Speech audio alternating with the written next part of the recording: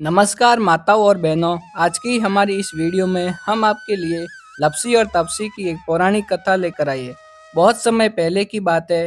एक गांव में दो मित्र रहते थे। उनमें से एक का नाम लपसी था और दूसरे का नाम तपसी था।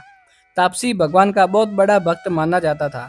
वह दिन रात भगवान की पूजा, जप और ध्यान में लगा रहता था। दूसरी ओर लपसी को पूजा पाठ की ज्यादा जानकारी नहीं थी, लेकिन वह रोज सुबह सवा सेर दही की लस्सी बनाकर भगवान को भोग लगाता और फिर आराम से अपना दिन बिताता। एक दिन दोनों मित्रों में बहस शुरू हो गई।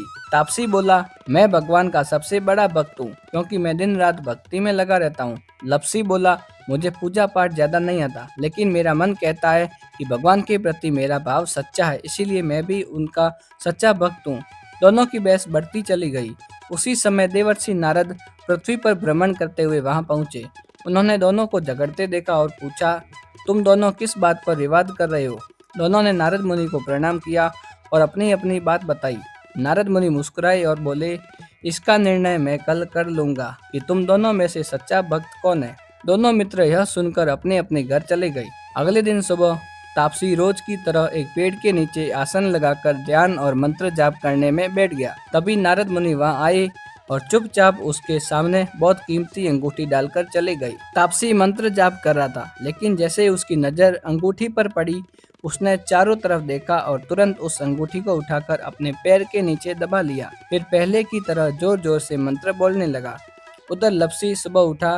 उसने रोज की तरह सवा सेर दही की लस्सी बनाई, भगवान को भोग लगाया और खुद पीने बैठ गया। उसी समय नारद मुनि ने उसके सामने भी वही कीमती अंगूठी डाल दी।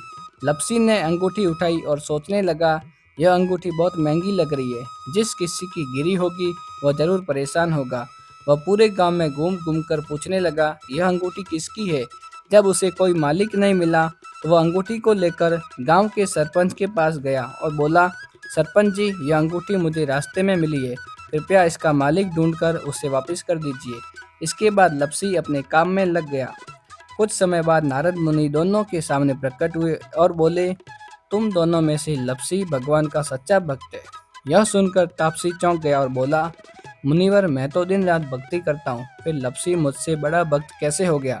नारद मुनि बोले, तू बाहर से भक्ति करता है, लेकिन तेरे मन में लोभ है, लालच है। तूने वह अंगूठी अपने पास छिपा ली। जबकि लपसी ने बिना किसी लालच के उस अंगूठी को उसके असली मालिक तक पहुंचाने की कोशिश की। फिर नारद मुनि बोले, सच्ची भक्ति का मतलब केवल पूजा पाठ करना नहीं होता। सच्ची भक्ति तो साफ मन, सच्चे भाव और अच्छे कर्म में होती है। यह सुनकर तापसी को अपनी गलती का एहसास हुआ। वह हाथ जोड़कर बोला, मुनिवर, मुझे माफ करें, मुझे सही मार्ग बताइए। नारद मुनि बोले, यदि तुम सच्चे मन से कार्तिक मास में स्नान करो और पूजा करोगे तो तुम्हें सच्ची भक्ति प्राप्त होगी। अगले वर्ष जब कार्तिक मास आया तो तापसी ने पूरे श्रद्धा भाव से स्नान, पूजा और व्रत किया। कार्तिक पूर्णिमा के दिन नारद मुनि फिर उनके सामने प्रकट हुए और बोले, अब तुम्हारा मन शुद्ध हो चुका है, अब तुम भी भगवान के सच्चे भक्त बन गए हो। फिर नारद मुनि ने आशीर्वाद देते हुए कहा, जो भी कार्तिक मास में स्नान करेगा वह तुम्हारी यह कथा अवश्य सुनेगा। कहते हैं कि आज भी लोग कार्तिक मास में स्नान करने वाले लोग लपसी तपसी की कथा अवश्य सुनते हैं।